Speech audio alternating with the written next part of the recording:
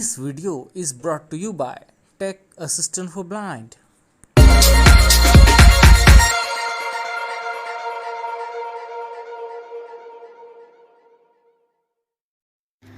Hello, नमस्ते and अस्सलामु अलैकुम।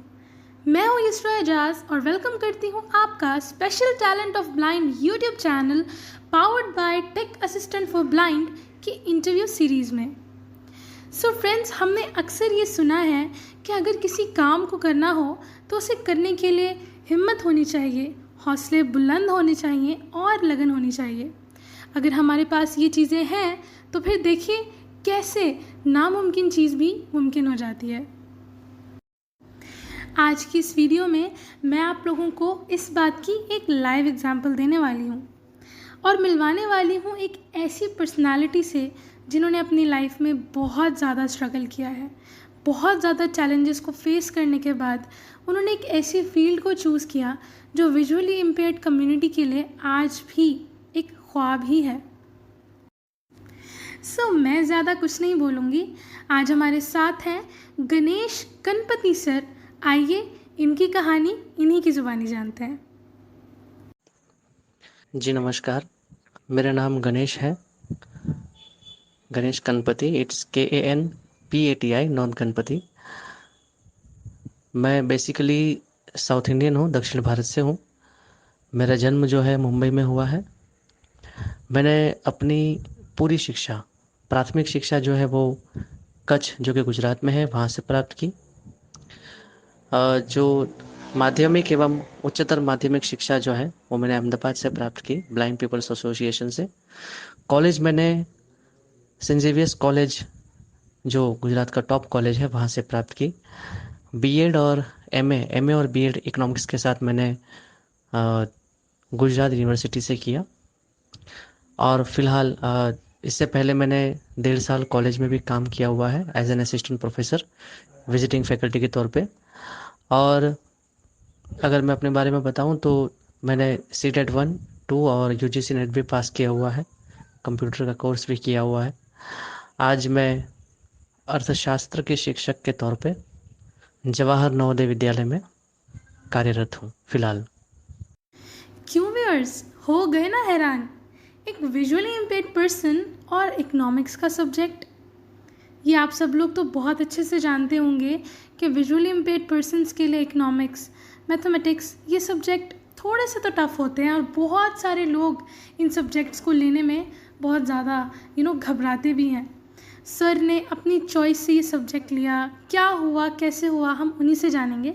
सर, मैं आपको एक बार फिर से वेलकम करती हूँ Special Talent of Blind YouTube channel powered by Tech Assistant for Blind पर। सबसे पहले तो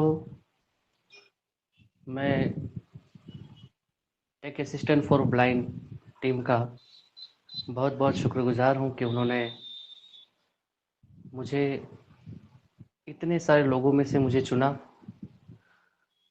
मुझे इस लायक समझा कि मैं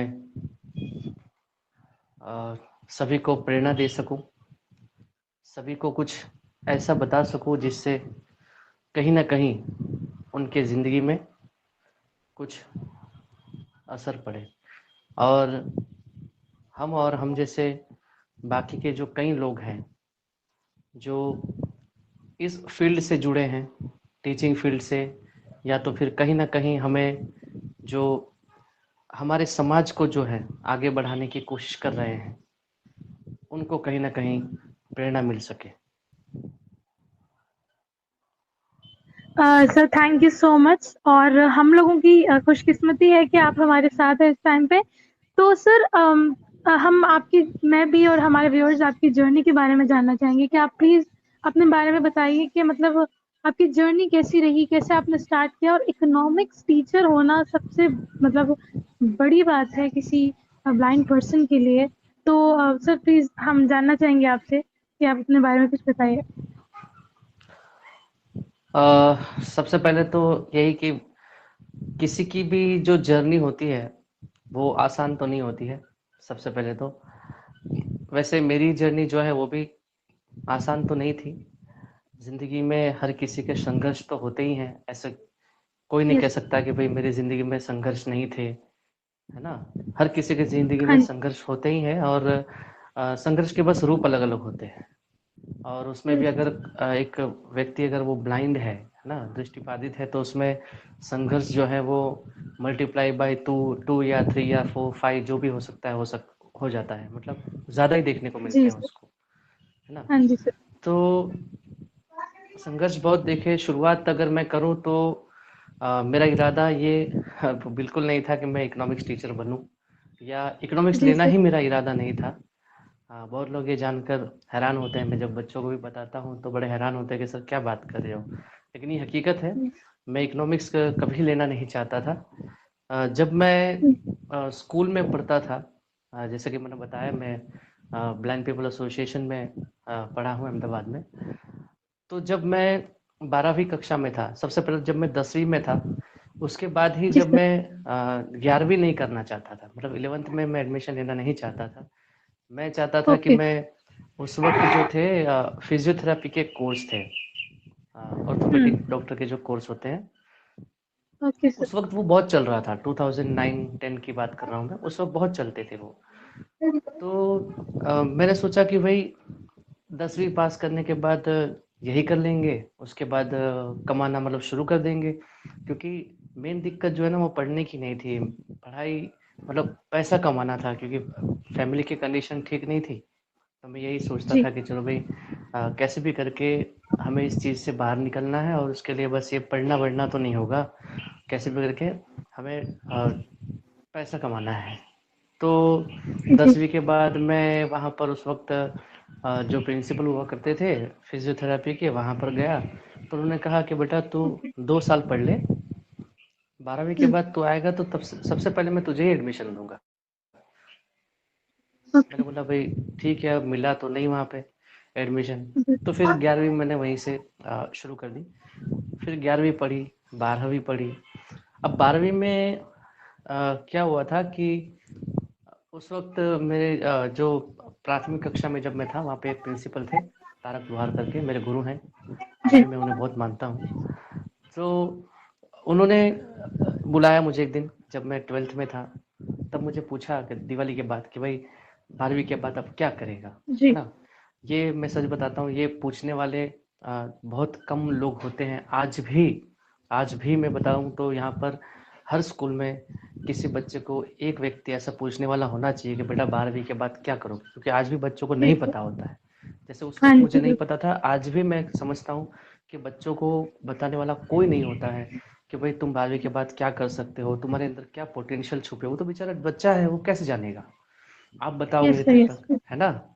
तो हाँ उस जी। वक्त उन्होंने मुझे बुलाया कि भाई तुम क्या करने का सोच रहे हो। मैंने कहा कि सर बस 12वीं के बाद मैं ऐसे फिजियोथेरेपी का कोर्स करूँगा, और फिर पैसे कमाना शुरू हो जाएगा 2 साल के कोर्स के बाद। तो फिर सर ने कहा कि हम्म। तू क्यों ऐसा करना चाह रहा है, मतलब कि भाई फिजियोथेरेपी जो है वो तेरे काम का नहीं है, जी। मतलब तेरा लेवल अच्छा है, तू पढ़ हम्म। सकता है, तू ऐसा कुछ कर, है ना? तू ऐसा क्यों कर रहा है जिससे मतलब तुझे लोगों के पैर दब। मैं यहाँ पर उस कोर्स की तौहीन नहीं कर रहा हूँ, लेकिन जो मुझे कहा गया था वही जी। मैं कह रहा हूँ कि तू ऐसा क्यों कर रहा है जिससे तुझे लोगों के पैर छूने पड़े, तुझे लोगों के पैर दबाने पड़े। तू ऐसा कुछ कर जिससे लोग तेरे पैर दबाए, लोग तेरे पैर छुए, ऐसा कोई काम कर। तो मैंने कहा कि सर यस सर। बात तो, हाँ, तो मैंने कहा सर बात तो आप ठीक कह रहे हो, लेकिन समस्या सर पैसों की है। तो उन्होंने कहा कि पैसों जी। की समस्या है ना, कुछ करते हैं।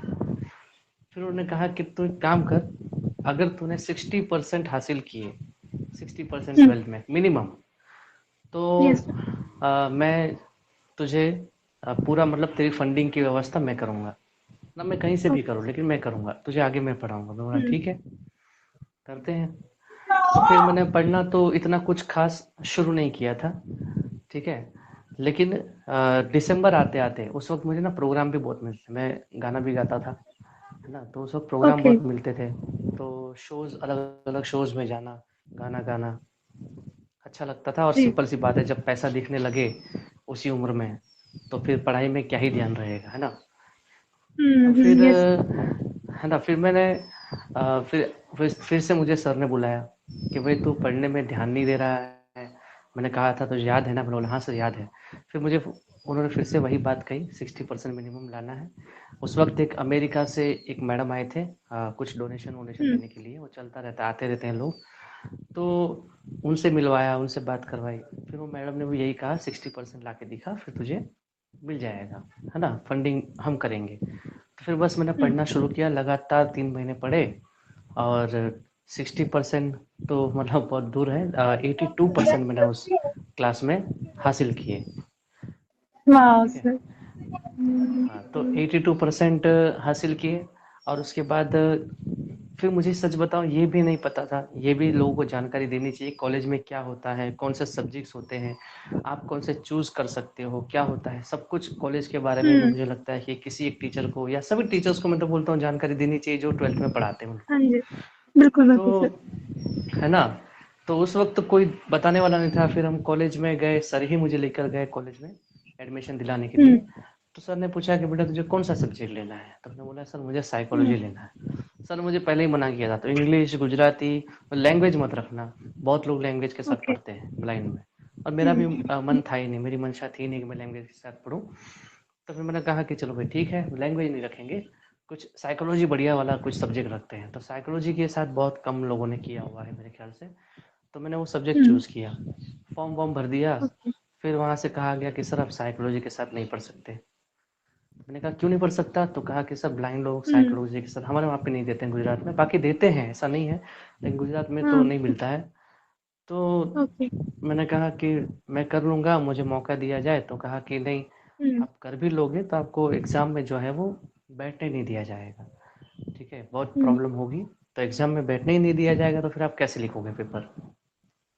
तो मैंने कहा बात तो सही कह रहे हम्म। हैं। फिर मैंने क्या किया, साइकोलॉजी रहने दिया। फिर मैंने कोई और सब्जेक्ट तो मुझे सूझा नहीं, फिर मैंने इकोनॉमिक्स के साथ फॉर्म भरा। इकोनॉमिक्स के साथ हम्म। फॉर्म भरा, और उस वक्त मेरे 82% थे, तो मेरिट में नाम आना तय था। तो वहाँ पे हम्म। सेंट जेवियर्स कॉलेज में, जैसे मैंने कहा कि मैंने पढ़ाई की है, गुजरात का एक टॉप कॉलेज है। और उस वक्त जो फादर थे, फादर ब्रिगेंजा, उन्होंने क्या किया, डायरेक्ट साइन कर दी मेरे फॉर्म पे, बोला कि तुम डायरेक्ट आ जाना, तुम कोई मेरिट का इंतजार ओके। करने की जरूरत नहीं, तुम्हारे 82% है, तुमको मिल ही जाएगा। तो फिर मैं डायरेक्ट, मुझे आज भी याद है, 9 जून 2011 असेंबली में डायरेक्ट पहुंचा। उसके बाद क्लास में पहुंचा।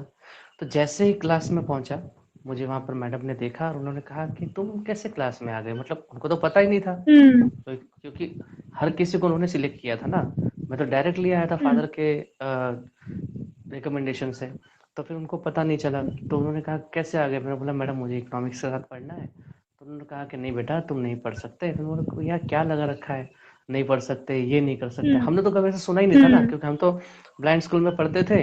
तो बाहर से जो भी आता था तो हमको तो मोटिवेट करता था, हमको तो यही कहता था कि आप सब कर सकते यस। हो, आप सब कर सकते हो। हम्म। आसपास के लोग भी यही कहते थे आप सब कर सकते हो।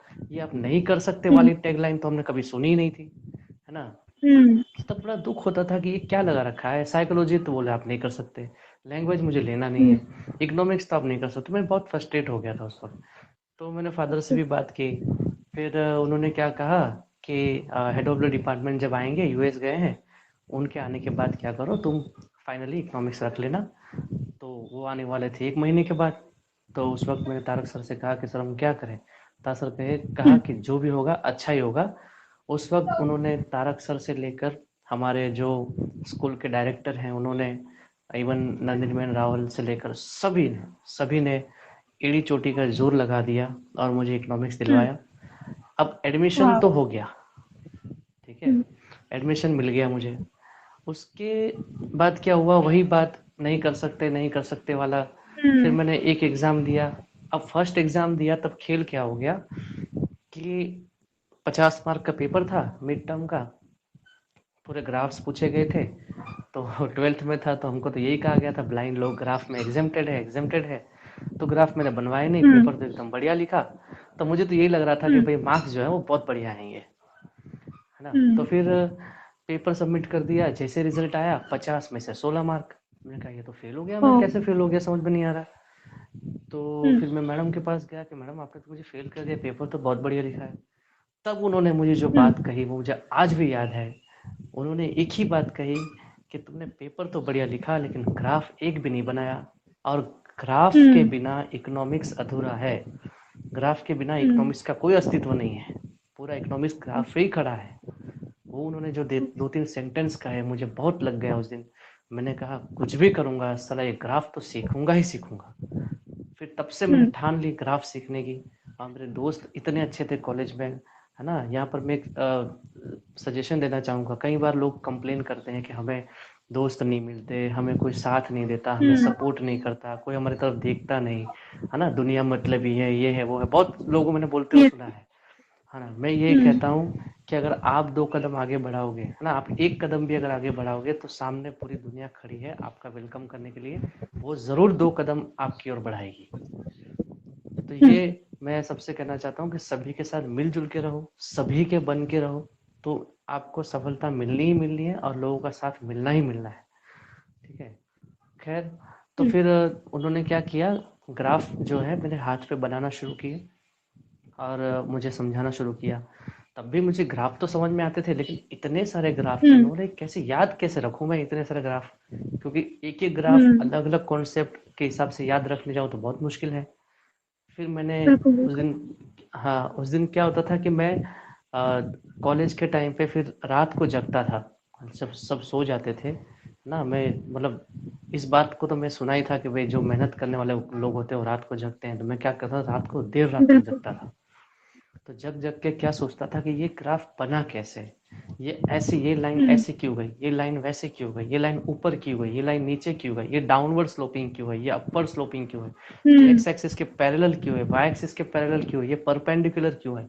ये सारा सोच सोच के फिर मुझे सारा समझ में आ गया कि हाँ ऐसे ऐसे होता है। फिर मैंने पढ़ाई शुरू की, जम के पढ़ाई की, क्योंकि उस वक्त साबित भी करना था, खुद के लिए तो पढ़ना ही था, लेकिन साबित भी करना था कि भाई हम कर सकते हैं। और पीछे हटने का तो कई बार ऐसा हुआ कि भाई पीछे हट जाऊं, एडमिशन वापस खींच लूं, कहीं और कॉलेज में चला जाऊं चुपचाप। लेकिन जब भी ऐसा ख्याल आता था तभी मन में यही होता था कि नहीं यार, कितने लोगों ने मिलके मुझे एडमिशन दिलाया है, कितने लोगों ने, पूरा स्कूल मुझ पे भरोसा करता था कि नहीं ये तो कर ही लेगा। और पूरे स्कूल को पता था कि मैंने इकोनॉमिक्स लिया है। और हमारे वक्त है ना, पता नहीं क्यों बहुत कम लोग कॉलेज किया करते थे, तो सबको मतलब पता चल जाता था कि भाई ये कॉलेज कर रहा है ना। और अगर हम फेल हो गए तो फिर हमारे पीछे जो लोग आएंगे वो तो डिमोटिवेट हो जाएंगे। तो किसी भी तरह से सफल तो होना ही होना था। मेरे मन में यही था कि नहीं अब तो करना ही पड़ेगा। फिर पढ़ाई शुरू की, बढ़िया जम के पढ़ा, और भगवान की मेहरबानी से और माँ बाप के आशीर्वाद से और बाकी सबकी दुआओं से 2 बार मैंने यूनिवर्सिटी में टॉप 50 रैंक पे मेरा नंबर हासिल किया और अच्छे खासे मार्क्स से पास हुआ और साबित कर दिखाया। और बाद में ग्राफ में तो अब तो ये मसला है कि मतलब ग्राफ जो है, अब तो ये मामला है कि बच्चे कहीं गलती कर देते ना, तो मैं उनको बोलता हूँ बेटा 2 लाइन नहीं 3 लाइन होगी, ठीक तरह से देखो। तब बच्चे बोलते हैं सर आपको मतलब दिखाई नहीं देता, तो कैसे आपको पता चलता है। मेरे सारे बच्चे साइटेड हैं नवोदय विद्यालय में, तो कोई भी ब्लाइंड नहीं। मैं जब पढ़ाता हूँ तो वो यही पूछते हैं सर आपको कैसे पता चलता है। उनके दिमाग में आज भी वही है कि हमें समझ में नहीं आती वो चीज़, आपको समझ में कैसे आती है। तो इस तरह से मैंने मेहनत की और सारी जर्नी मेरी हुई ना। तो ये मुश्किल नहीं है, अगर ना करो तो हर चीज़ मुश्किल ही है ना, अगर करो तो कुछ भी मुश्किल नहीं है ना। अगर हम ये सोचते रहे कि भाई नहीं होगा, पता नहीं कैसे होगा। एक पिक्चर भी है शायद दशरथ मांझी नाम की, वो पहाड़ है ना, उसकी बीवी जब बीमार होती है तो क्या करता है, और उसको बीच में एक पहाड़ जो है बीच में आ जाता है, उसको पहाड़ के उस तरफ ले जाना होता है अस्पताल। तो ऐसी कुछ कहानी है, पूरी तो मुझे याद नहीं है, लेकिन पहाड़ के उस तरफ जब ले जाना होता है तब क्या है कि उसकी बीवी बीमार होती है तो बीच में ही मर जाती है। तो वो सोचता है कि मेरी बीवी जो बीमार थी वो मरी किस वजह से, ये बीच में ये पहाड़ है उस वजह से। मैं पहाड़ को पूरा क्या करूंगा, उसके खोद के बीच से रास्ता निकालूंगा। उसने शुरू किया है ना, मन में ठान लिया कि मेरी बीवी मरी है, किसी और की बीवी या किसी और की बहन, किसी और का भाई बच्चा कोई ऐसी तरह से नहीं मरना चाहिए। उसने पहाड़ तोड़ना शुरू किया। सोचो, एक हथौड़ा लेकर उसने रोज एक ही काम, चाय पीता पहाड़ तोड़ने चला जाता, खाना खाता फिर से पहाड़ तोड़ने चला जाता, एक ही काम करना रोज उठ के, जब थक जाता फिर सो जाता, फिर पहाड़ तोड़ने चला जाता। उसने पूरा का पूरा पहाड़ तोड़ के फेंक दिया। अगर वो कर सकता है, हमें पहाड़ तो तोड़ना नहीं है, हमें क्या करना है, हमारे मन में जो पहाड़ खड़ा है कि भाई ये नहीं होगा, ये नहीं होगा, ये नहीं होगा। इसी को मन में से निकालना है और आगे बढ़ना है। बिल्कुल सर, बहुत बहुत आपकी स्टोरी सुन के, आपकी जर्नी सुन के बहुत अच्छा लगा, और सच में एक बहुत मोटिवेशन मिला। और यकीनन हमारे जो व्यूअर्स इस वक्त ये इंटरव्यू सीरीज देख रहे हैं, यकीनन वो लोग भी बहुत ज़्यादा मोटिवेट हुए होंगे। तो सर मैं आपसे जानना चाहती हूँ कि जैसे कि आपने अपने स्कूल के बारे में बताया जहाँ पे आप अभी टीचिंग कर रहे हैं, और वहाँ पे ये है कि जी। वहाँ पे बहुत कम, बहुत मुश्किल से जो है एडमिशन मिलता है, मतलब उसका पूरा एक एंट्रेंस टेस्ट होता है। तो सर मतलब वहाँ पे सब साइटेड बच्चे भी, साइटेड बच्चों को ही आप जो इकोनॉमिक्स पढ़ाते हैं।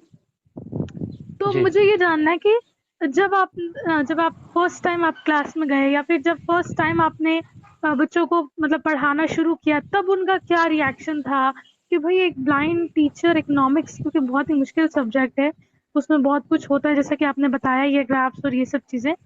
तो मतलब स्टूडेंट का क्या रिएक्शन था, उनका कैसे, मतलब कैसा आपके साथ इंटरेक्शन रहा, और उस बारे में प्लीज थोड़ा सा बताइएगा। जी।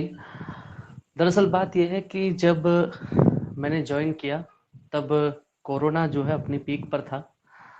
मैं भगवान का, मैं सच बताता हूँ, इतना अ, धन्यवाद करता हूँ कभी कभी, क्योंकि जिस समय लोगों की जॉब जा रही थी, पूरी दुनिया में जिस समय करोड़ों लोग बेरोजगार हो रहे थे, उस वक्त भगवान जी। ने मुझे ऐसी जॉब दिलाई जिसमें मुझे अब जिंदगी में पीछे मुड़ के देखने की जरूरत नहीं है। तो उस वक्त मैंने कोरोना के टाइम पे ज्वाइन किया था। मुझे आज भी याद है, 24 अगस्त 2020। तो उस वक्त कोरोना अपने पीक पर था। ज्वाइन किया तो ऑनलाइन क्लासेस चलते थे, और टेक्नोलॉजी में हम्म। तो हम अच्छे हैं ही। तो ऑनलाइन क्लासेस हम्म। लेना शुरू किया। अब उस वक्त मैं क्या करता था कि कैमरा जो है वो मैं ऑफ रखता था, सिर्फ ऑडियो ही ऑन हम्म। रखता था। ठीक है। तो ओके। बच्चों को 1.5 साल तक मैंने पढ़ाया, और बच्चों को डेढ़ हम्म। साल में, है ना, मैंने पढ़ाया भी, टेस्ट भी लिए, मेल जी। से उनके पेपर मंगवाए, चेक करके वापस उनको रिव्यू भी दिए, हम्म। सब कुछ किया। लेकिन डेढ़ जी। साल के अंदर एक भी बच्चों स्कूल में आने की इजाजत तो थी ही नहीं। ठीक है। तो उनको जी। पता ही नहीं चला कि हमारे जो टीचर हैं वो दृष्टिबाधित है। उनको ये बात का ओके। ना कभी एहसास हुआ, ना कभी पता चला, जी। क्योंकि देखो, बोलने में तो हम जैसे लोग माहिर होते ही हैं, है ना, जो दृष्टिबाधित होते हैं बढ़िया ही यस बोलते सर। हैं, है ना। तो बिल्कुल। उनको तो कभी ये बात का एहसास ही नहीं हुआ। उल्टा ये लोग, वो हमेशा यही कहते थे कि भाई मतलब जैसे ही मतलब जाएंगे, क्योंकि आवाज़ यंग थी, है जी। ना, मतलब नए नए हाँ थे, जी। जोश में पढ़ाते थे एकदम बढ़िया। तो आवाज़ भी उनको अच्छी लगती थी, तो ये कहते थे कि ये नए नए टीचर आए हैं। बच्चे तो बात करते हैं ना अंदर अंदर, ये कौन आ गया है, बढ़िया पढ़ा रहा है, बढ़िया आवाज़ जी। है ना, यंग लग रहा है, जाके पहले तो इसी को हम्म। मिलेंगे, है ना। अब आज की जनरेशन तो जी। पता ही है आपको, है ना, बोलते हैं आज जाके पहले इसी को लाइन मारेंगे, ये वो, मतलब बच्चे हैं आज के, बोलते हैं ओके। सब, है ना, चलता जी। रहता है, जनरेशन है आज की। तो उनके मन में यही जी। था कि जाके पहले इसी को मिलना है। फिर बाद में क्या हुआ, कोरोना खत्म हुआ, स्कूल धीरे धीरे खुलने लगी, हम्म। पहले 10th और 12th वालों को बुलाया गया यहाँ पे। तो जैसे 10th और 12th वाले आए, तो पहला क्लास था, तो मेरे मन में बहुत यही सवाल उठ रहे थे कि जैसे ही मुझे देखेंगे पता नहीं कितनों को तो चक्कर ही आ जाएंगे कि ये इसने पढ़ाया था, सॉरी इन्होंने पढ़ाया था हमें, है ना। तो हम्म। जैसे ही मैं क्लास में गया, मुझे मेरे दोस्त छोड़ के गए। फिर जहाँ पे जो स्टाफ में थे वो, उन्होंने मेरा इंट्रोडक्शन दिया प्रिंसिपल ने, है ना। और प्रिंसिपल ने जैसे ही कहा, क्योंकि तब भी उनको पता नहीं था, क्योंकि हम्म। मेरी आंखें उस वक्त भी उनको पता नहीं चला। तो उस वक्त क्या हुआ, फिर जी। मैंने पढ़ाना शुरू किया। फिर बच्चे ने फिर पूछा, क्योंकि मेरी आंखें ऐसी नहीं है और दिखने देखने से जल्दी पता नहीं चलता है। तो फिर बच्चे ने कहा कि ओके। सर एक सवाल है मन में। बोला हाँ पूछो। तब भी मैंने उनको ये नहीं कहा था। बोला कि सर एक बात ये थी कि सर आपने ही हमको पढ़ाया था 1.5 साल। अब उनको हाँ। पता चल गया था, मैडम ने कहा था। हम्म। तो मैंने कहा कि हाँ मैंने ही पढ़ाया था। तो बोले सर कैसे हो सकता है। मैंने कहा कि हम्म। क्या मेरी आवाज़, मैंने बोला, मैच कर रही है जो मैंने पढ़ाया, जब जी। जो 1.5 साल से तुमको जो पढ़ा रहा है और आज पढ़ा रहा हम्म। है, आवाज़ उससे मेरी मैच कर रही है। तो बोले हाँ। तो बोला तो फिर मैंने हाँ। कहा मैंने ही पढ़ाया है फिर तो, है ना। और अच्छा। अ, जी। बोले कि सर कैसे हो सकता है, आप कैसे सबको म्यूट करते थे, ये करते थे, वो करते थे। फिर मैंने उनको हम्म। मोबाइल दिखाया। फिर जैसे जैसे पढ़ाया, है ना, फिर तो साबित करने की कोई ज़रूरत थी कि नहीं, क्योंकि उनको पता ही था कि अच्छा ही पढ़ाते हैं। है ना, लोग खुश थे। जी कोरोना में जब मैंने पहले दिन जब लिंक डाली थी, आज भी याद है, टीचर्स डे था। 10 दिन मुझे जी शुरुआत में ऐसे ही रखा गया था, कुछ काम नहीं दिया गया था, है ना। तो 10 दिन हम्म के बाद जब टीचर्स डे था, September 5 यहाँ पे टीचर्स डे मनाया जाता है इंडिया में। तो जी उस वक्त मैंने जब लिंक डाली तब पहले दिन 2-4 बच्चे आए थे, लेकिन खुशकिस्मत ये है, मेहरबानी भगवान की, कि बाद में एक दिन हम्म ऐसा भी आया था जब बच्चे फुल संख्या में, कोरोना के टाइम पे फुल संख्या में बच्चे आना बहुत बड़ी बात होती थी, क्योंकि बच्चे बिल्कुल अटेंड बिल्कुल करते सर। नहीं थे, आते नहीं थे। हाँ तो जी बच्चे फुल संख्या में बच्चे अटेंड करने लगे, आने लगे। तो फिर ये बात तो साबित करनी थी ही नहीं कि पढ़ाना आता है कि नहीं आता है, लेकिन हाँ, बच्चे बहुत खुश थे। फिर उन्होंने धीरे धीरे हम्म माना कि हाँ, यही सर थे जिन्होंने हमको पढ़ाया। बस फिर तो सिलसिला चलता रहा, बच्चे आज भी खुश हैं, है ना। लेकिन उन लोगों के लिए जो सीधा बच्चों के सामने जाते हैं, है ना, जो, मैं तो ठीक है कोरोना के टाइम पे था, हालांकि मैंने जी 1.5 साल कॉलेज में भी जॉब किया है, वहाँ भी नॉर्मल जो साइटेड बच्चे हैं उनके सामने गया हूँ। लेकिन हम्म ऐसा कुछ प्रॉब्लम तो फेस करना पड़ता है। ये मन में ये ख्याल आते हैं कि पता नहीं मैं कैसा दिख रहा हूँ, या लोग मुझे किस नज़र से देख रहे हैं, या मुझे सुन भी रहे हैं या नहीं, वो क्या कर रहे हैं। हम्म ये ऐसे मन में जी बहुत सारे सवाल होते हैं। लेकिन अपने आप पे जी हम कॉन्फिडेंट रहना है, जी विश्वास रखना है ना। हम जो भी है बेस्ट है, बस अच्छे से तैयार होके जाना है, बढ़िया उनको पढ़ाना है ना। तो मेरे ख्याल से कोई दिक्कत तो नहीं आती है। बिल्कुल सर। और यकीनन बहुत सारे टीचर्स जो हैं वो सुन रहे होंगे हमारे इंटरव्यू को, आपके इंटरव्यू को सर, और डेफिनेटली आपकी इन बातों से उनको बहुत ज़्यादा मोटिवेशन मिला होगा और कुछ चीज़ें उन्होंने सीखी भी होंगी। इनफैक्ट मैंने भी बहुत कुछ सीखा है सर। मुझे एक और चीज़ जाननी थी कि जैसे आप मतलब स्कूल में गए, आप टीचर, एज ए टीचर आप गए, आप नॉर्मल मतलब साइटेड बच्चों को जो है पढ़ाते थे। तो ठीक है, मतलब न्यू जनरेशन है और थोड़ा-सा वो होता है ना कि ठीक है, मतलब कभी कुछ ऐसा हुआ कि मतलब स्टूडेंट्स ने थोड़ा-सा कभी ऐसे फॉर ग्रांटेड ले लिया हो कि अच्छा सर को तो पता नहीं चलेगा। कुछ थोड़ा बहुत कुछ आपको लगा हो कि कुछ चीटिंग चल रही है या फिर कुछ और चल रहा है क्लास में और आपने एकदम से उसको कैसे, मतलब आपको कैसे पता चलता था? क्योंकि स्टूडेंट्स तो इन चीज़ों में बड़े माहिर से होते हैं ना, इस तरह की चीज़ें करते हैं। तो जी हाँ। ऐसा कुछ अ, इंसिडेंट हुआ तो शेयर कीजिए।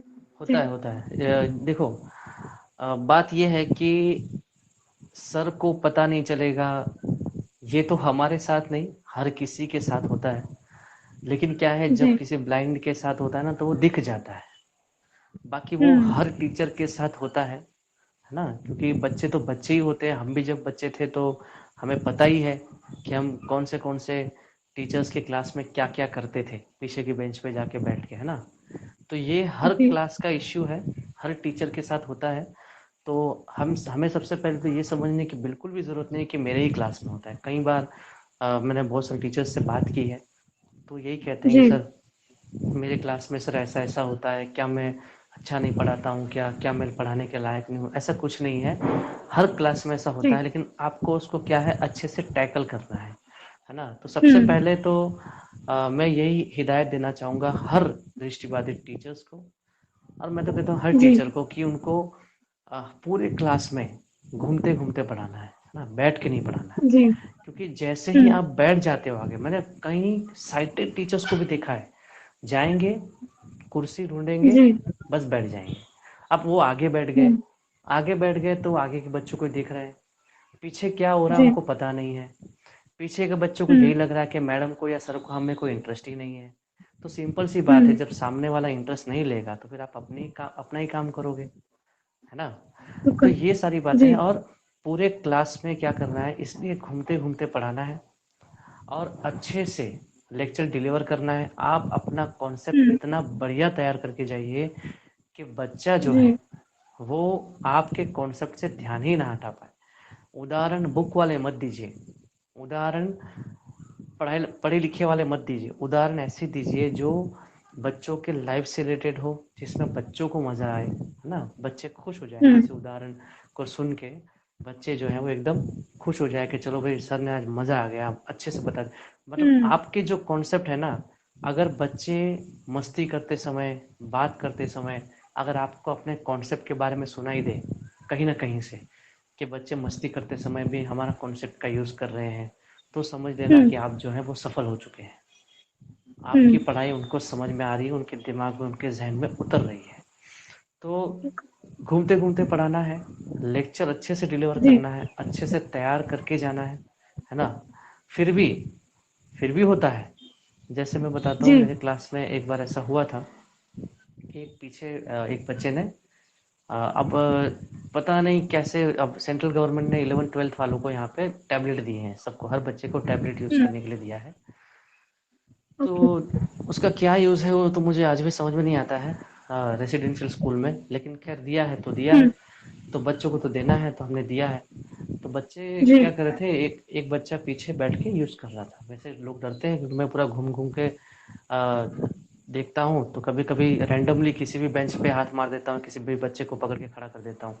तो उनको क्या डर रहता है कि सर कभी भी किसी का हाथ पकड़ के खड़ा कर देंगे या तो किसी को भी हम्म कुछ ना कुछ बोलेंगे। बीच में एक बार एक बच्चे को जी क्या किया था, वो होमवर्क कर रहा था मेरे क्लास में। ऐसा भी होता है, हमारे क्लास में नहीं, ये हर क्लास में होता है।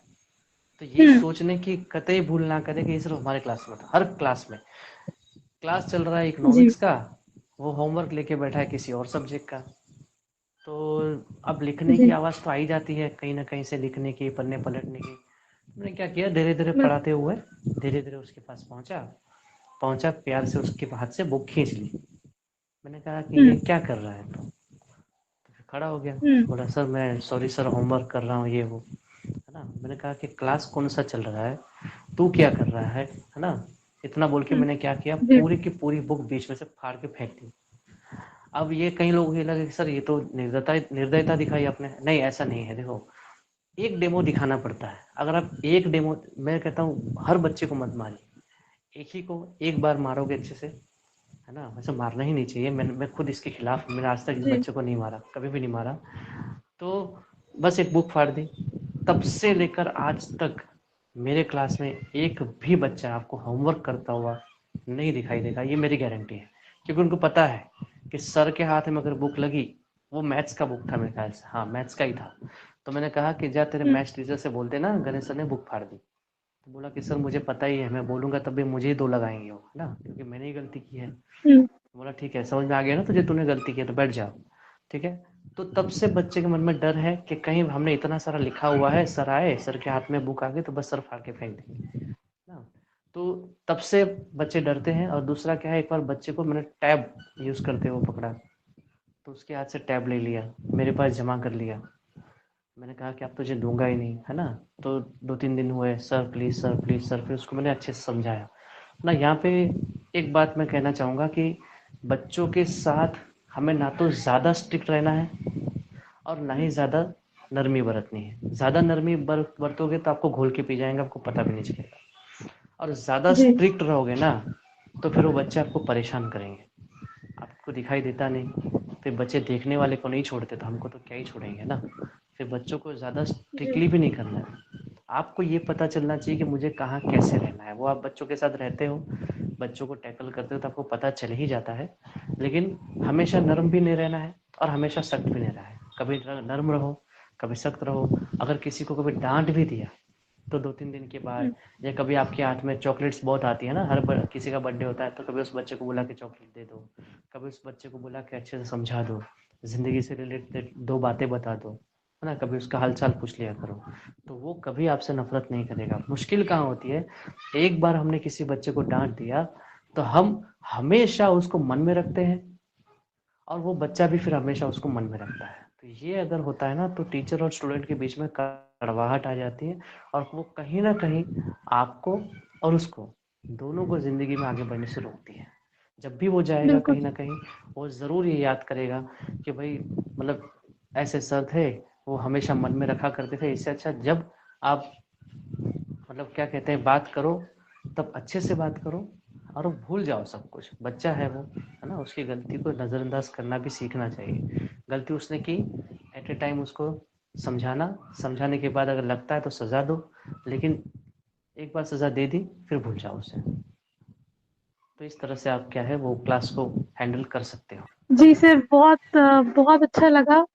मतलब बहुत सारी टिप्स एंड ट्रिक्स आपसे मिली। बहुत अच्छा लगा। और सर मुझे ये जानना था कि जैसे मतलब आप इकोनॉमिक्स पढ़ाते हैं तो उसमें ग्राफ्स होते हैं, आप तो मतलब समझ गए, आपने तो बहुत अच्छे से उसको सीख लिया, लर्न कर लिया। लेकिन अगर जैसे आप साइटेड बच्चों को पढ़ाते थे तो उनको ये सब समझाना मतलब आपको मुश्किल होती थी, कैसे आप कैसे समझाते थे, कैसे ट्रिक्स एंड ट्रिक्स मतलब कैसे आप उनको एक्सप्लेन करते थे कि ये ऐसे है ये ऐसे है? मतलब नॉर्मली तो वैसे बोर्ड के ऊपर लिख के या फिर बना के ऐसे समझाते हैं ना, तो आप कैसे समझाते थे उनको? हाँ, अब क्या है कि अब तो इतनी टेक्नोलॉजी आ गई है कि आप डायरेक्ट उसको लैपटॉप में उसका इमेज लगा दो, प्रोजेक्टर पे दिखा दो तो काम हो जाता है। लेकिन मैं उसका यूज़ इसलिए नहीं करता हूँ क्योंकि उससे मतलब इतना मुझे भी अच्छा नहीं लगता। तो मैं क्या करता हूँ कि बहुत सारे बच्चों में से किसी एक बच्चे को रैंडमली उसको उठाता हूँ और उसको कहता हूँ कि कलरफुल चॉक लेके बुक में जो ग्राफ बनाया है उसको बढ़िया तरीके से बोर्ड पे बना दे। बड़ा एकदम बड़ा सा ग्राफ बना दो। और एक बार ग्राफ बन जाता है फिर मैं क्या करता हूँ, पीछे की बेंच पे लास्ट बेंच पे चला जाता हूँ और फिर मैं वहाँ से बोलना शुरू करता हूँ। वहाँ से एक ही बात कहता हूँ, मुझे मत देखो, अब आपकी नज़र ग्राफ पे होनी चाहिए। मैं जैसे जैसे बोलता हूँ वैसे वैसे उस ग्राफ को देखो, है ना। तो फिर मैं बोलता हूँ कि भाई ये एक्स एक्सिस है, तो बच्चे बोलते हैं हाँ सर। ये वाई एक्सिस है, फिर ये लाइन ऐसे जा रही है उसको ये कहते हैं, ये लाइन ऐसे जा रही है उसको ये कहते हैं, दोनों लाइन एक दूसरे को यहाँ पे इंटरसेक्ट करती है, इस पे इक्विलिब्रियम पॉइंट है ना। एक्स एक्सिस के नीचे ये यूनिट्स दिए हैं, वाई एक्सिस के नीचे ये यूनिट्स दिए हैं, है ना। जब अब जैसे डिमांड है तो वो इंक्रीज होगा तो एक्स एक्सिस के राइट वर्ड्स जाएंगे, डिक्रीज होगा तो एक्स एक्सिस के लेफ्ट वर्ड्स जाएंगे। तो ये कीमत होगी, अगर बढ़ेगी तो वाई एक्सिस के ऊपर जाएंगे, कीमत कम होगी तो वाई एक्सिस के नीचे जाएंगे। तो ये सारी चीजें जब आप इतना क्लियर बताते हो बच्चे को, है ना। मैं तो ये देखो यहाँ पे आंख जो है ना वो बाधा है ही नहीं, हम ये मान के चलते हैं।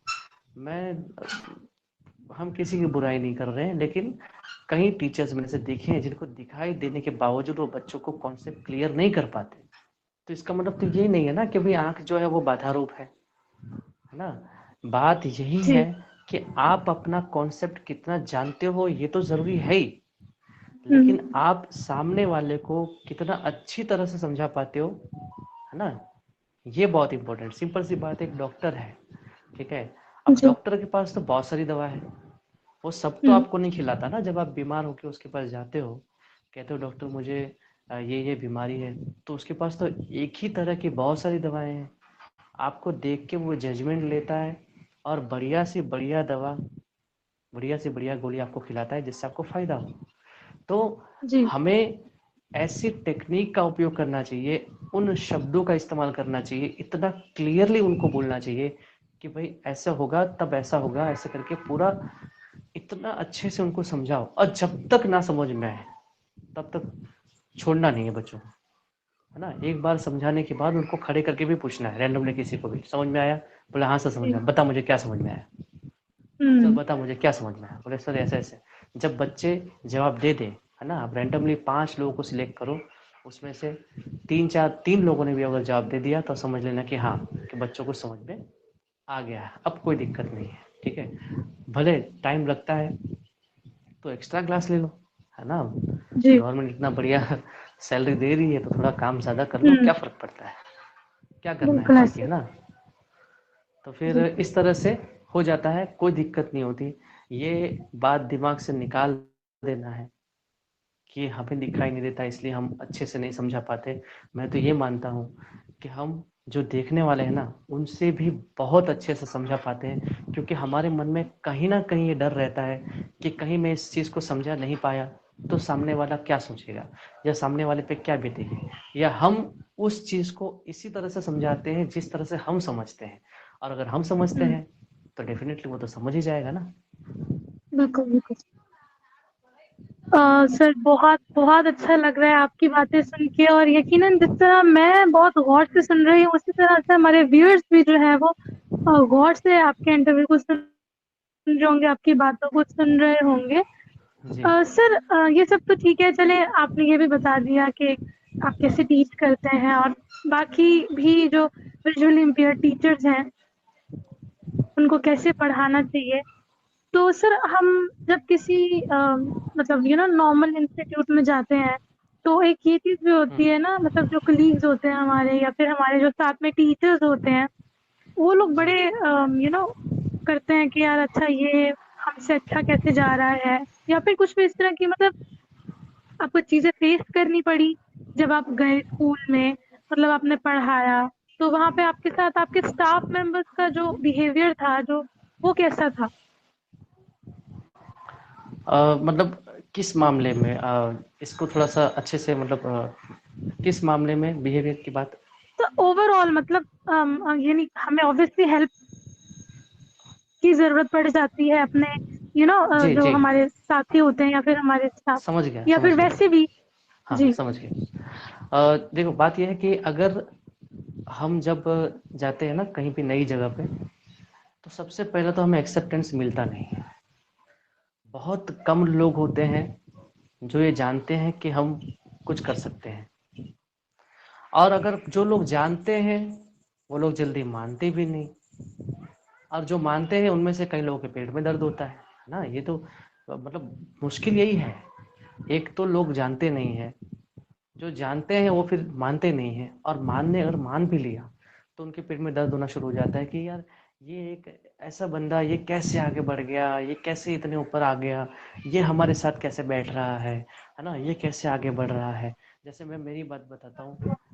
हमारे यहाँ पे हर टीचर्स डे पे, है ना, हर टीचर्स डे पे मुझे बच्चे बड़े प्यार से जी। गिफ्ट देते हैं। मेरे बर्थडे पर गिफ्ट देते हैं। आज भी मेरे बर्थडे पर मुझे जी। बहुत बढ़िया जो गिफ्ट, कल मेरा बर्थडे था, बहुत बच्चों ओके। ने कार्ड्स दिए, गिफ्ट दिए, है ना। तो जब ये सब सर होता रिलेटेड है, हैप्पी बर्थडे आपको पहले तो। हाँ बहुत बहुत धन्यवाद। तो जी।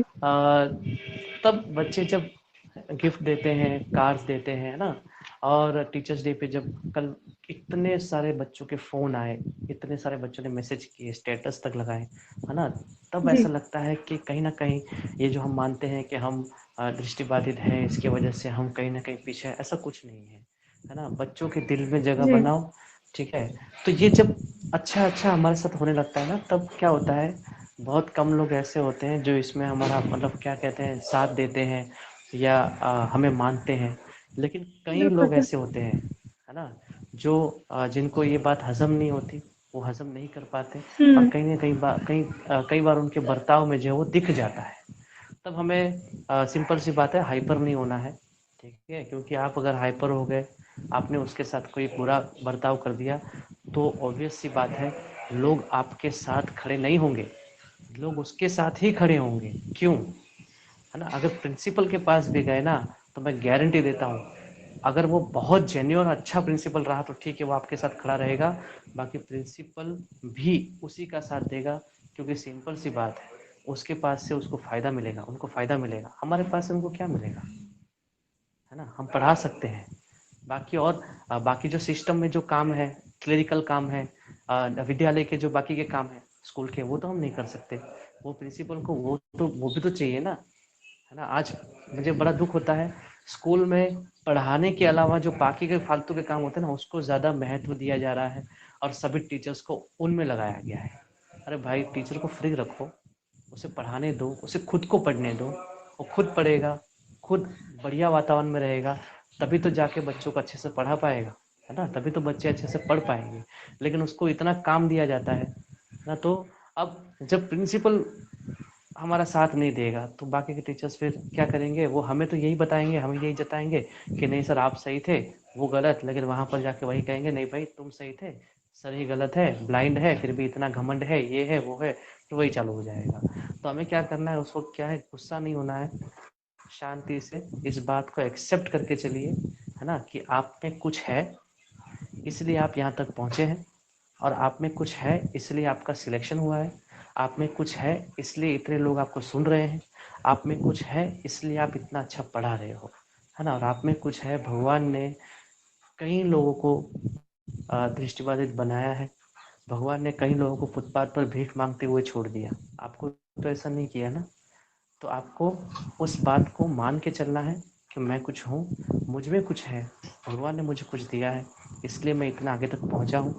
इसलिए कभी भी हाइपर होना ही नहीं है। कोई भी कुछ भी कहे, हंस के उस बात को टाल दो ना। जितना मन में रखोगे किसी के लिए, है ना, तो उससे नुकसान हम ही को होगा ना, आप ही को होगा, सामने वालों को कुछ नुकसान नहीं है। और क्या मतलब क्या करना है किसी के लिए कुछ मन में रख के, है ना, कुछ फायदा नहीं है। दूर ही रहो उनसे। जिससे बनती है उसके साथ रहो, नहीं बनती है उससे दूर से सलाम करो। ठीक है। सर बहुत अच्छा लगा, बहुत कुछ सीखा भी, बहुत कुछ आपके बारे में जान के बहुत अच्छा भी लगा, और बहुत सारी ट्रिक्स आपसे मिली, बहुत सारी टिप्स आपने दी भी।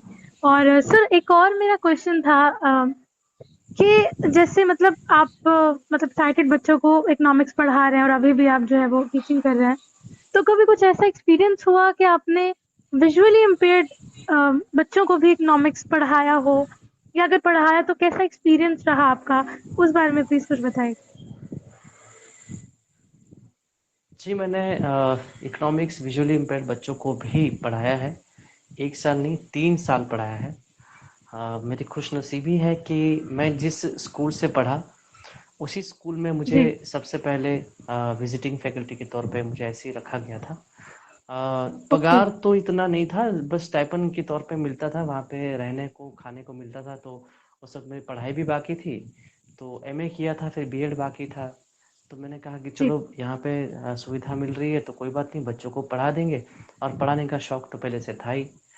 तो फिर जी। उस वक़्त इकोनॉमिक्स टीचर वहाँ पे थे नहीं, तो उन्होंने, सर ने कहा, सेकेंडरी हाई सेकेंडरी स्कूल के प्रिंसिपल ने, कि आप यहाँ पे आइए, आप पढ़ाइए। मैंने कहा कि चलो भाई ठीक है, कोई बात नहीं। तो एक अच्छा लगता है ना कि हम जिस स्कूल से पढ़े हैं, हम जहाँ पे बैठते थे, हम्म। अब उसके सामने खड़े रह के हमें पढ़ाना पड़ेगा। और बच्चे भी बहुत जी। सारे हमको वहाँ पे जानते हैं कि भाई ये जो हम्म। है यहीं से पढ़े लिखे हैं। तो मैंने जी। पढ़ाया हुआ है।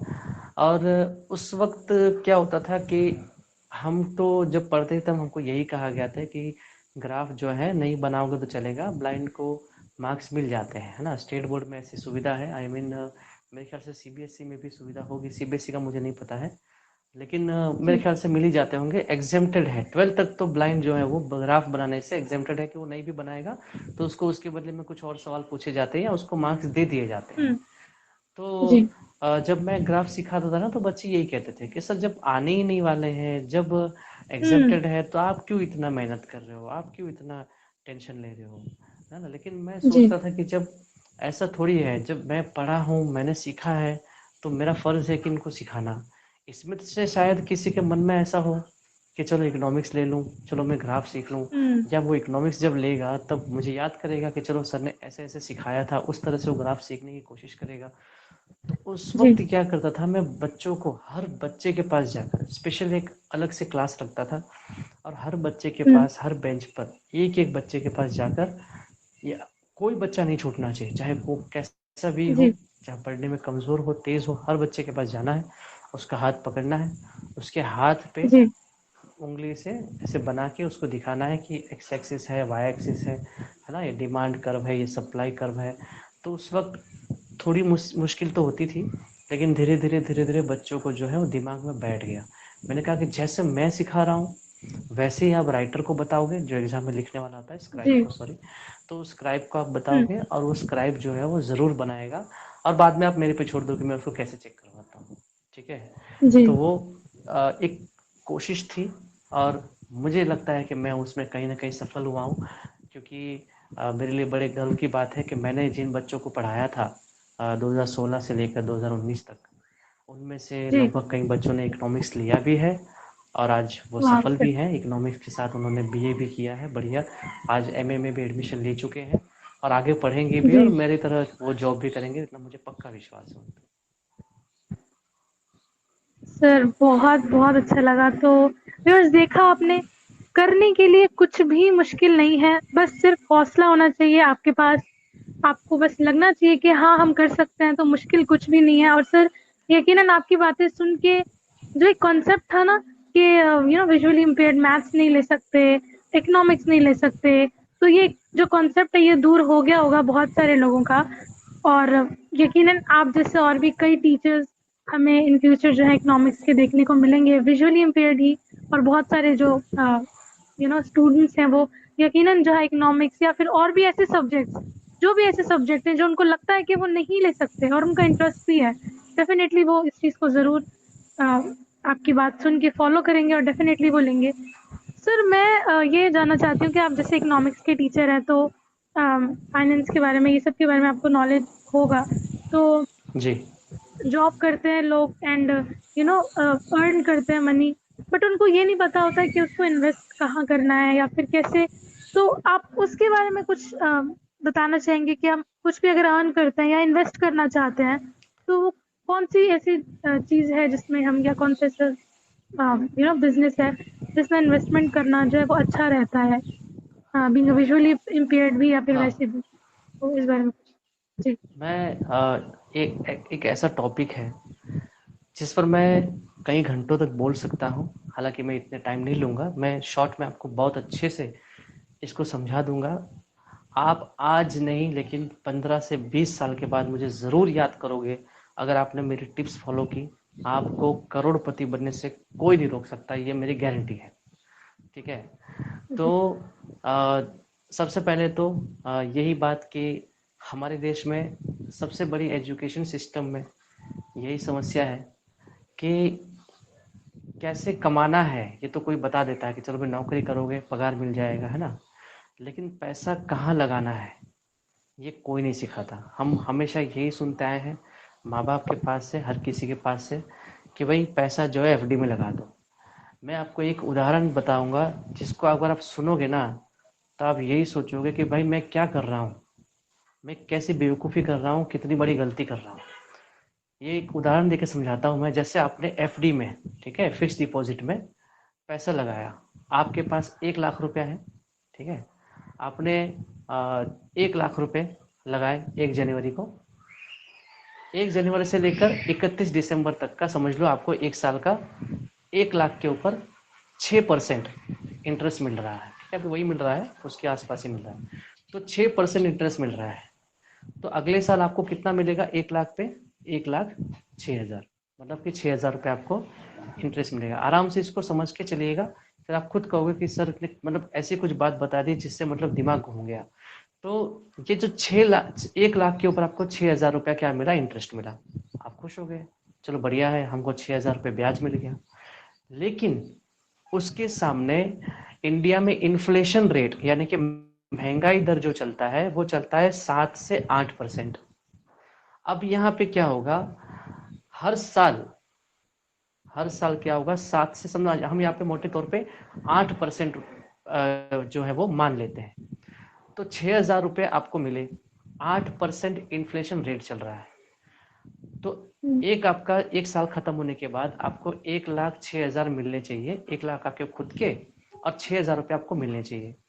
तो ये 6,000 मिले और 8% के हिसाब से 8,000 आपके क्या हो गए? माइनस हो गए। अब 1 लाख में से 8,000 को माइनस कर दो, कितना बच गया? 92,000 बच गया। अब 92,000 में 6,000 जोड़ लो, टोटल कितना हो गया? 98,000 हो गया। आपने 1 लाख रुपए लगाए थे भाई, कितना बच गया? 98,000 बच गया। समझ में आ रहा है? ये मतलब ये समझाने वाला कोई नहीं है, हर कोई ये कहता है बस नौकरी करो, एफडी में पैसा रखो। जी। मैं कई लोगों को जानता हूँ जो 10-10, 20-20 लाख की एफडी करे बैठे। अरे भाई तुम गरीब हो रहे हो, हर महीने, है ना, हर महीने नहीं, हर साल तुम्हारा अकाउंट से 2-3 हजार रुपया कम हो रहा है। तुम अगर ये सोच के चल रहे हो, पहले हम क्या करते थे, हर महीने जब हमको कुछ पैसे पापा मम्मी देते थे तो पिगी बैंक में डाल देते थे, डिब्बे में डाल देते थे, है ना, गुड लक में डाल देते थे। तो वो हम ये सोचते थे, है ना, वो सिस्टमेटिक इन्वेस्टमेंट वो प्लान नहीं है। ठीक है, वो सिस्टमेटिक डब्बा प्लान है। वो हर साल हर महीने जो भी पैसा मिला हम डाल देते थे, उससे पैसा ग्रो नहीं करता है ना, उसमें तो ग्रो नहीं कर रहा है और इन्फ्लेशन आपके पैसे को खा जा रहा है। तो एफडी में जब आप पैसा लगाओगे तो क्या होगा, हर साल आपका पैसा 2-3 हजार रुपया कम होता जाएगा। आपको यही लगेगा कि भाई मैं तो अमीर हो रहा हूँ, 20 लाख रुपए मैंने 10 साल पहले डाले थे, आज इतने हो गए। लेकिन उसको मार्केट में लेके जाओ, उसकी क्या वैल्यू है? उसकी वैल्यू बहुत कम हो चुकी होगी। तब आपको जाके एहसास होगा कि भाई मैं अमीर नहीं, मैं गरीब हो रहा हूँ। तो इस चीज से बचने के लिए आपको क्या करना है? स्टॉक मार्केट में पैसा लगाना। आपके मन में होगा सर ये तो सट्टा बाजार है, ये तो स्टॉक मार्केट है, इसमें तो पैसे डूबते हैं। नहीं, हमको पहले से यही सिखाया गया है कि शेयर मार्केट बोले तो सट्टा है, शेयर मार्केट बोले तो पैसा डूबता है। हम यहाँ पे इंडिविजुअल स्टॉक्स की बात नहीं करेंगे, हालांकि मैं स्टॉक्स में भी पैसा लगाता हूँ, लेकिन मैं स्टॉक्स की बात नहीं करूंगा। मैं यहाँ पर उन लोगों के लिए कह रहा हूँ जो स्टॉक मार्केट के बारे में बिल्कुल नहीं जानते, जिनके जी पास टाइम नहीं है, जो ट्रैक नहीं कर सकते, जो देख नहीं सकते, वो अपने जॉब में लगे हुए हैं, फुल टाइम उनका जॉब है, तो वो क्या कर जी सकते हैं, वो SIP करवा सकते हैं। अब कहेंगे सर SIP क्या होता है? सिस्टमेटिक इन्वेस्टमेंट प्लान होता है। ठीक है, आप जी कोई भी एप्लीकेशन ले लीजिए, अपना डीमैट अकाउंट खुलवा दीजिए, उसमें से आप हर महीने आप जितना भी बचाते हो, समझ लो आप 50,000 कमा रहे हो, 50,000 में से आपने 20% अपने अगर सेव कर लिया तो 10,000 हो गए। तो 10,000 रुपये जी अगर आप हर महीने कटवाओगे SIP के थ्रू, है ना, किसी म्यूचुअल फंड में SIP के थ्रू हर महीने ऑटो डेबिट पे लगा दो, ताकि आपका फाइनेंशियल डिसिप्लिन जो है बना रहे, आपके मन में ये डर रहे कि आप बैंक में जैसे डेट आएगी 10,000 कटना ही कटना है, तो आप उसको यूज नहीं करोगे। और हर महीने आप देखते देखते देखते देखते इतना बड़ा कॉर्पस हो जाएगा, आप सोच नहीं सकते। कंपाउंडिंग का इतना, है ना, आइंस्टाइन ने कहा क्या था, क्या कहा था, compounding is the 8th wonder of the world, मतलब 8वां अजूबा है ये, है ना। आप खुद सोचो, चेस जो है, चेस उसके 64 खाने होते हैं, है ना। अब 64 खाने में पहले में आपने 2 दाने डाले चावल के, है ना। एक राजा के पास एक आदमी आया था, कहानी आपने सुनी होगी। उस आदमी ने कहा कि मुझे चावल के दाने चाहिए। राजा ने कहा कि अच्छा, एक राजा के पास से तुम इतने बस चावल के दाने मांग रहे हो? उसने बोला हाँ, मुझे ये चेस में जितने दाने समा सके उतने ही दाने चाहिए। तो वो कहा जी कि ये अजीब बेवकूफ़ आदमी है। ठीक है, तो उसने कहा कि ठीक है, दे दिया जाए इनको। उसने क्या किया, पहले खाने में 2 दाने मांगे, दूसरे में 4, तीसरे में 8, चौथे में 16, है ना, 32, ऐसे कर करके आप सोच भी नहीं सकते, जब 64वें खाने तक पहुंचोगे ना, तो 18 जी जीरो लगेंगे, 18 जीरो। हिसाब भी नहीं आता होगा किसी को, 18 जीरो। इतने सारे दाने, राजा का पूरा गोडाउन खत्म हो गया, पूरा राज्य में से अनाज खत्म हो गया, लेकिन वो 64 खाने जो है वो भर ही नहीं पाए।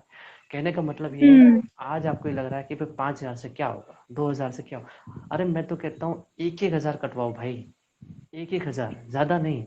लोग कहते हैं सर हमारे पास बचता नहीं, बचता नहीं। अपने खर्चे देखो, 1 महीने के बाद, 1 महीना खर्चा करने के बाद रोज उस खर्चे को लिखो, लिखने के बाद उसको देखो कि भाई मेरा पैसा जा कहाँ रहा है, जा रहा है तो कैसे जा रहा है ना। तो जी इस चीज को आप देखो, और देखने के बाद इसको ट्रैक करो, उसमें से बिन जरूरी खर्चे हटा दो। मैं आपको गारंटी दे सकता हूँ, आप अगर अच्छे से अपने खर्चे को मैनेज कर लोगे ना, तो 50% तक आप अपनी सैलरी को बचा सकते हो। ये मेरा दावा है। और उसमें आप SIP करवाइए, है ना। और किसी जी को नहीं समझ में आता है तो मुझे पर्सनली कांटेक्ट कर सकता है। मुझे बहुत बहुत अच्छा लगता है कि चलो भाई, मतलब लोग फाइनेंशियल टिप्स लेते हैं, लोगों को इंटरेस्ट है ना, तो अच्छा लगता है। भाई हम क्यों अकेला करोड़पति बने, सबको बनाएंगे, है ना। जी तो सर आप तो आप जरूर आपसे करिएगा। कांटेक्ट कैसे किया जाए? वो भी मेरा बता दीजिए मोबाइल हमारे नंबर, व्यूअर्स को। मेरा मोबाइल नंबर है, वैसे आप मोबाइल नंबर पे कॉल कर सकते हो, व्हाट्सअप कर सकते हो, या तो मुझे मेल कर जी सकते हो, है ना। तो मोबाइल नंबर मैं देता हूँ, 9327444557, 9327444557, ये मेरा मोबाइल नंबर है। अच्छा हाँ, आप कांटेक्ट कर सकते हो इस नंबर पे, और अगर आपको कुछ भी पूछना है तो पूछ सकते हो। फाइनेंशियल टिप्स से रिलेटेड विनती है कि बिन जरूरी जरूरी कॉल ना करिएगा। कुछ भी ऐसा कुछ जेन्युइन रीजन है तो जरूर कॉल करिएगा, मैं जरूर उठाऊंगा और आपको जवाब भी दूंगा। और आप मेल भी कर सकते हो, मेरा मेल आईडी है ganpatiganesh9@gmail.com, KANPATIGANESH9@gmail.com। आप मेल भी कर सकते हो, मैं आपको मेल का रिप्लाई भी जरूर दूंगा। तो थैंक यू सो मच, आपने हमारे व्यूअर्स को इतने सारे टिप्स एंड ट्रिक्स दिए टीचिंग के बारे में और यू नो इन्वेस्टमेंट के बारे में। So thank you so much sir for your precious time. हमें बहुत बहुत अच्छा लगा आपसे बात करके, आपका इंटरव्यू लेके, और यकीनन जो हमारे व्यूअर्स इस वक्त सुन रहे हैं उनको भी बहुत इंजॉय किया होगा। यकीनन वो लोग भी खो गए होंगे, क्योंकि सच में सर आपकी बातें सुन के और मतलब इतना मोटिवेशन मिला, और पता नहीं कितने लोगों की लाइफ जो है वो चेंज हो जाए इस इंटरव्यू से। और अगर ऐसा होता है तो फिर ये बहुत ही ज़्यादा अच्छी बात है। सर लास्ट में आप हमारे व्यूअर्स को कुछ मैसेज देना चाहेंगे क्या? मैं इतना ही कहना चाहता हूँ संघर्ष हर किसी के ज़िंदगी में आते ही हैं, उससे दो हाथ करने ही पड़ते हैं, है ना। संघर्ष से डरना नहीं है। जितने संघर्ष ज़्यादा आ रहे हैं इसका मतलब ये है कि आप कुछ कर रहे हो, है ना। कुछ कर रहे हो तभी संघर्ष आ रहे हैं, ठीक है। और संघर्ष अगर आएंगे ही नहीं तो ज़िंदगी जीने का मज़ा भी नहीं आता है। और मैं 2 लाइन कहना चाहूँगा उन लोगों के लिए जो लोग ये कहते रहते हैं कि मेरा दिन खराब है ना, मेरा कुछ हो नहीं रहा है, पता नहीं क्या होगा। तो उनके लिए मैं 2 लाइन अर्ज़ करना चाहूँगा, अगर मुझे इजाज़त है तो। जी जी सर, ज़रूर। ये ना कहो कि दिन हमारे खराब है, ये ना कहो कि दिन हमारे खराब है, यूँ समझ लो कि हम कांटे के बीच खिलते हुए गुलाब हैं। यूँ समझ लो कि हम कांटों के बीच खिलते हुए गुलाब हैं।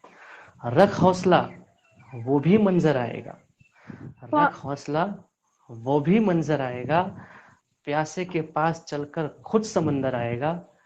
प्यासे के पास चलकर खुद समंदर आएगा। तू थक कर न बैठ ए मंजिल के मुसाफिर, तू थक कर न बैठ ए मंजिल के मुसाफिर। मंजिल भी मिलेगी और जीने का मज़ा भी आएगा। मंजिल भी मिलेगी और जीने का मज़ा भी आएगा। बहुत बहुत धन्यवाद। बहुत बहुत शुक्रिया सर, इतनी खूबसूरत लाइंस आपने कही, इतनी मोटिवेशन थी इन लाइंस के अंदर कि सच में सुन के बहुत ही ज़्यादा, मतलब एकदम पॉजिटिव एनर्जी जो है आपकी लाइंस के साथ मुझ तक भी और हमारे व्यूअर्स तक भी यकीनन पहुंच गई होगी। तो sir thank you so much. आपको एक बार फिर से हम टेक असिस्टेंट फॉर ब्लाइंड की तरफ से थैंक यू कहना चाहेंगे कि आपने हमें अपना कीमती वक्त दिया, अपना प्रेशियस टाइम दिया। Thank you so much sir for your precious time. Thank you sir. आपका भी मैं बहुत बहुत धन्यवाद करना चाहूँगा कि आप लोगों ने मुझे बुलाया और इतना बढ़िया तरीके से मुझे ऐसे ऐसे सवाल पूछे जो कहीं ना कहीं लोगों पे असर डाले, ऐसे सवाल थे। बहुत अच्छा लगा मुझे इंटरव्यू देकर। और बस यही मैं लास्ट में कहना चाहता हूँ, बस मस्त रहो, बिंदास रहो, एकदम ज़बरदस्त रहो, बस, है ना। धन्यवाद, बहुत बहुत धन्यवाद। Thank you so much sir. Thank you so much sir for your kind words. तो ये थे गणेश गणपति सर, जिनकी स्टोरी सुन के सच में मैं तो बहुत ही ज़्यादा मोटिवेट हुई और मुझे उम्मीद है कि हमारे व्यूअर्स ने भी इस वीडियो को बहुत ही ज़्यादा एंजॉय किया होगा और बहुत सारे लोग मोटिवेट भी हुए होंगे और ये कॉन्सेप्ट भी क्लियर हो गया होगा कि नामुमकिन कुछ नहीं होता, बस उसको मुमकिन करना आना चाहिए। और मेरा तो ये मानना है, कोई इंसान अगर कुछ करना चाहे तो वो सिर्फ तब तक नहीं कर सकता जब तक वो करना नहीं चाहता। बहुत डीप है, इस पर सोचिएगा ज़रूर। इन्हीं वर्ड्स के साथ मैं आप सभी से इजाज़त चाहूँगी। सो मिलते हैं किसी दिन किसी और वीडियो में। तब तक के लिए goodbye, take care and अल्लाह हाफिज़।